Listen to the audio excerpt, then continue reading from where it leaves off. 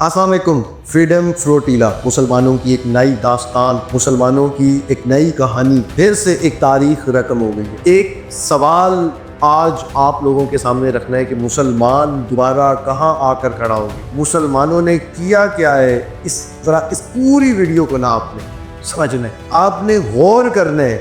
जिस पॉइंट तक मैं आप लोगों को लेकर आना चाहूँगा वहाँ तक आपने आना है, फिर आप लोगों ने खुद फैसला करना है कि ये चीज़ होनी चाहिए थी कि नहीं होनी चाहिए थी। फ्रीडम फ्लोटिला ये है क्या? 12 मुख्तलिफ मुल्कों के लोग जो कि मुसलमान नहीं हैं, जिनमें कुछ ख़वातीन हैं जिन्होंने पूरे कपड़े भी नहीं पहने हुए, और ये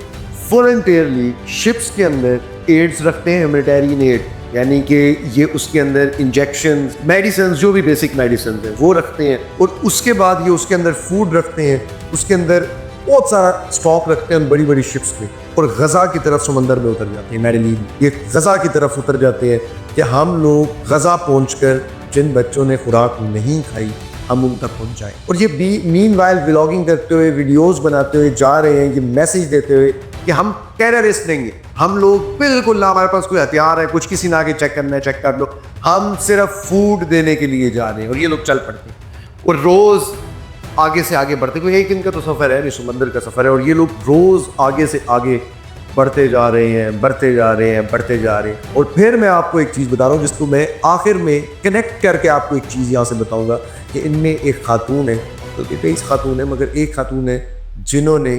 पूरा लिबास होता है वो भी नहीं पहना होता। और जब ये बिल्कुल गज़ा के साहिल के नज़दीक पहुँचते हैं तो इनको इसराइल के फ़ौजी आकर पहले इनके ऊपर ड्रोन से हमले करते हैं, उसके बाद आके इनको चारों तरफ से घेर लेते हैं। रात के टाइम अंधेरे में समंदर के अंदर कश्ती के ऊपर ख़वातीन को, जिन्होंने कपड़े भी पूरे नहीं पहने हुए, खुराक लेकर जो उन बच्चों के पास जा रहे हैं कि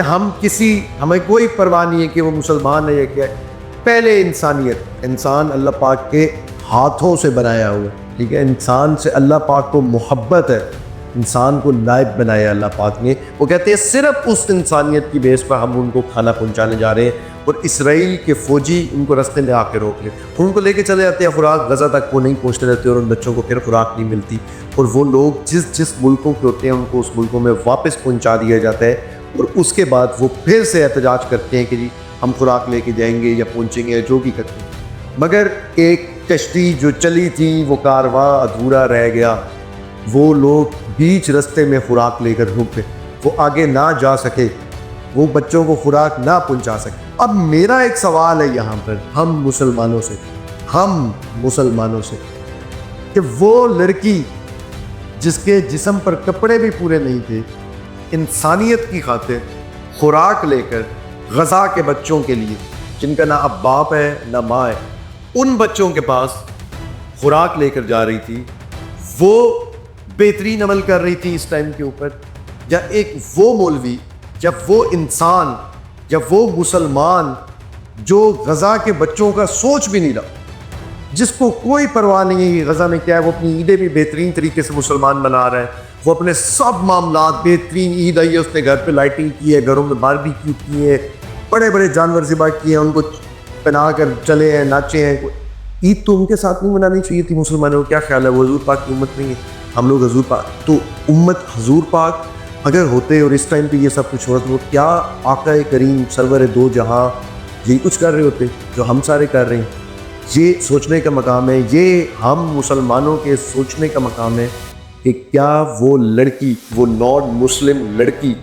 वो जो बच्चों के लिए, उन बच्चों के लिए जो मुसलमानों के बच्चे, फिर बता दूँ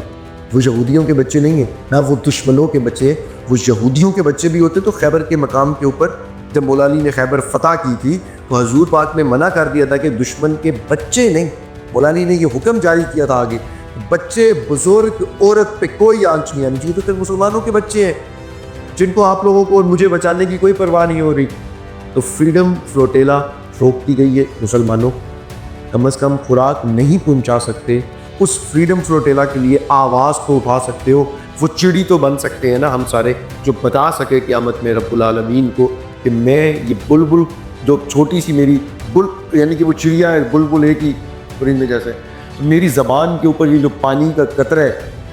मैं इससे साबित कर रही हूँ कि मैं इब्राहीम की तरफ थी, नमरूद की तरफ नहीं थी। तो आपने भी इस वक्त ये जो दौर चल रहा है, फ़लस्तीन के बच्चे मर रहे हैं, जो हम एटॉमिक वॉर के आने पे खड़े हैं, मुसलमानों का कत्लेआम किया जा रहा है पूरी दुनिया में। कोई इराक है, लेबनान है, शाम है, ईरान है, लीबिया है,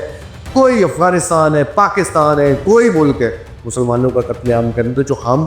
थोड़े से मुसलमान रह गए हैं, हम लोगों को बताना पड़ेगा कि हम नमरूद की साइड पे हैं या इब्राहीम की साइड पे हैं। फ्रीडम फ्लोटिला रोक दिया उन्होंने, मैं फिर आप लोगों को बता दूँ, मगर हम मुसलमानों को आवाज़ उठानी पड़ेगी। अपना बहुत ज़्यादा ख्याल रखें। कल मिलते हैं दोबारा नेक्स्ट वीडियो, नेक्स्ट व्लॉग के अंदर, क्योंकि फ़लस्तीन जब तक मसले में है तब तक हम सब मसले में। अल्लाह हाफ़िज़।